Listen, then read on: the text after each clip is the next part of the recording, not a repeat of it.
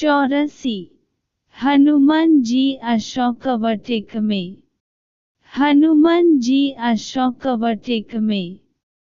हनुमान जी सीता की खोज के अपने निश्चय पर अडिग हो गए।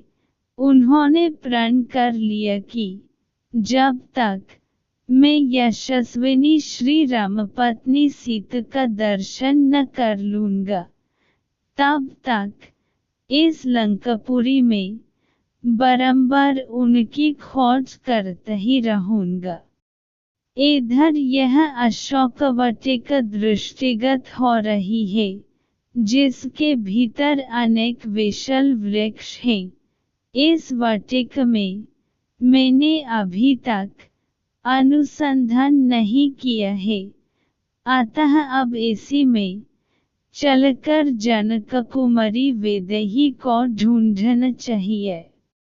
वह अशोकवटिका चारों ओर से ऊंचे परकोटों से घिरी हुई थी, अतः वाटिका के भीतर जाने के उद्देश्य से हनुमान जी उसकी चहारदीवारी पर चढ़ गए। चहारदीवारी पर बैठे हुए उन्होंने देखा कि वहाँ साल, अशोक, नीम और चंपा के वृक्ष भली भांति खिले हुए थे। बहुवार नागकेसर और बंदर के मूंछ की भांति लाल फल देने वाले आम भी पुष्पमंजरियों से सुशोभित हो रहे थे। अमराइयों से युक्त वे सभी वृक्ष शत शत लताओं से आवेष्टित हो रहे थे। हनुमान जी प्रत्यंच से छूटे हुए बाण के समान उछले और उन वृक्षों की वाटिका में जा पहुँचे। वह विचित्र वाटिका स्वर्ण और रजत के समान वर्ण वाले वृक्षों द्वारा सब ओर से घिरी हुई थी और नाना प्रकार के पक्षियों के कलरव से गुंजायमान हो रही थी। भांति भांति के विहंगमों और मृग समूहों से उसकी विचित्र शोभा हो रही थी। वह विचित्र काननों से अलंकृत थी और नवोदित सूर्य के समान अरुण रंग की दिखाई देती थी। फूलों और फलों से लदे हुए नाना प्रकार के वृक्षों से व्याप्त हुई उस अशोकवटिका का मतवाले कोकिल और भ्रमर सेवन करते थे। मृग और द्विज पक्षी मदमत्त हो उठते थे। मतवाले मोरों का कलनाद वहाँ निरंतर गूंजता रहता था।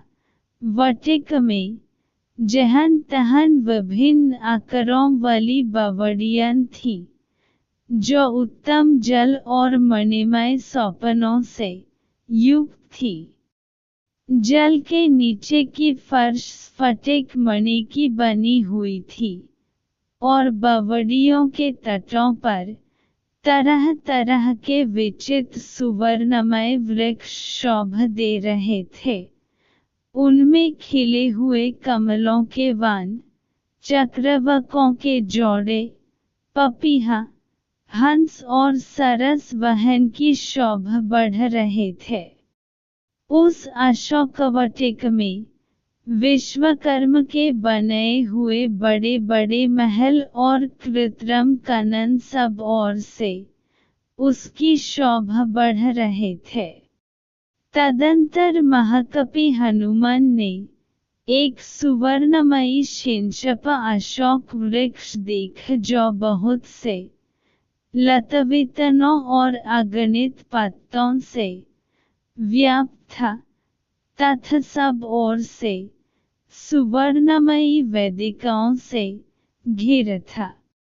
महान वेगशाली हनुमान जी उस अशोक वृक्ष पर यह सोचकर चढ़ गए कि मैं यहीं से श्री रामचंद्र जी के दर्शन के लिए उत्सुक हुई विदेहानंदिनी सीता को देखूंगा जो दुख से आतुर हो इच्छानुसार इधर उधर आती होंगी। यह प्रातःकाल की संध्योपासना का समय है और संध्याकालिक उपासना के लिए वेदेही अवश्य ही यहाँ पर पधारेंगी। ऐसा सोचते हुए महात्मा हनुमान जी नरेंद्र पत्नी सीता के शुभागमन की प्रतीक्षा में तत्पर हो उस अशोक वृक्ष पर छिपे रहकर उस संपूर्ण वन पर दृष्टिपात करते रहे। उस अशोक वाटिका में वानर शिरोमणि हनुमान ने थोड़ी ही दूर पर एक गोलाकार ऊंचा 1000 खंभों वाला गोलाकार प्रासाद देखा जो कैलाश पर्वत के समान श्वेत वर्ण का था।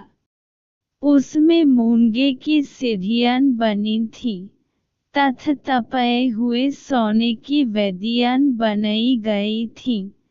उनकी दृष्टि वहां एक सुंदरी स्त्री पर पड़ी जो मलिन वस्त्र धारण किए राक्षसियों से घिरी हुई बैठी थी। अलंकार शून्य होने के कारण वह कमलों से रहित पुष्करिणी के समान श्रीहीन दिखाई देती थी। वह शोक से पीड़ित, दुख से संतप्त और सर्वथा क्षीणकाय हो रही थी। उपवास से दुर्बल हुई उस दुखिया नारी के मुंह पर आंसुओं की धारा बह रही थी। वह शोक और चिंता में मग्न हो दिन दशा में पड़ी हुई थी एवं निरंतर दुख में ही डूबी रहती थी।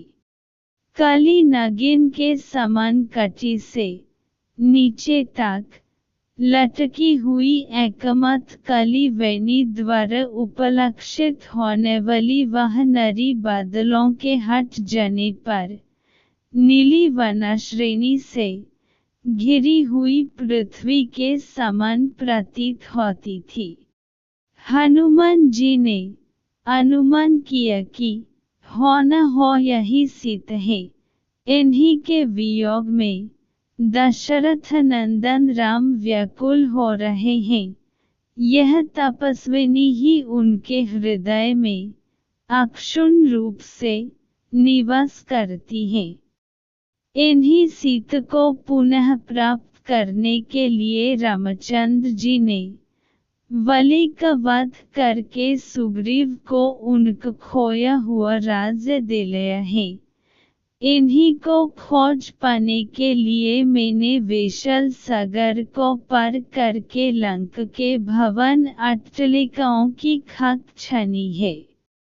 इस अद्भुत सुंदरी को प्राप्त करने के लिए रघुनाथ जी सागर पर्वतों सहित यदि संपूर्ण धरातल को भी उलट दे तो भी कम है। ऐसी पतिपरायण साध्वी देवी के सम्मुख तीनों लोकों का राज्य और 14 भुवन की संपदा भी तुच्छ है। आज यह महापतिव्रता राक्षसराज रावण के पंजों में फंसकर असह्य कष्ट भोग रही है।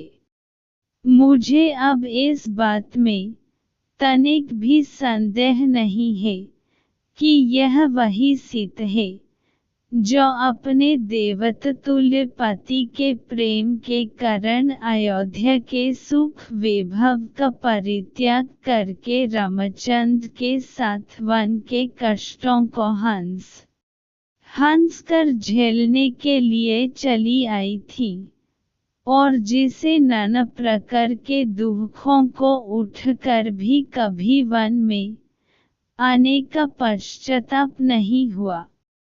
वही सीता आज इस राक्षसी घेरे में फंसकर अपने प्राणनाथ के वियोग में सूख कर कांट हो गई है। किंतु उन्होंने अपने सतीत्व पर किसी प्रकार की आंच नहीं आने दिया। इसमें संदेह नहीं, यदि इन्होंने रावण के कुत्सित प्रस्ताव को स्वीकार कर लिया होता, तो आज इनकी यह दशा नहीं होती। राम के प्रति इनके मन में कितना अटल स्नेह है, यह इसी बात से सिद्ध होता है कि ये न तो अशोक वाटिक की सुरम्य शोभा को निहार रही हैं, और न इन्हें घेर कर बैठी हुई निशाचरियों को। उनकी एकटक दृष्टि पृथ्वी में राम की छवि को निहार रही हो। सीता की यह दीन दशा देखकर भावुक पवनसुत के नेत्रों से अश्रुधारा प्रवाहित हो चली। वे सुध बुध भूलकर निरंतर आंसू बहने लगे। कभी वे सीता जी की दीन दशा को देखते थे और कभी रामचंद्र जी के उदास दुखी मुखमंडल का स्मरण करते थे। इसी विचारधारा में डूबते उतरते रात्रि का अवसान होने और प्राची का मुखमंडल उषा की ललिमा से सुशोभित होने लगी। तभी हनुमान को ध्यान आया कि रात्रि समाप्ता प्राय हो रही है। वह चैतन्य होकर ऐसी युक्ति पर विचार करने लगे जिससे वे सीता से मिलकर उनसे वार्तालाप करके उन तक श्री रामचंद्र जी का संदेश पहुंच सके।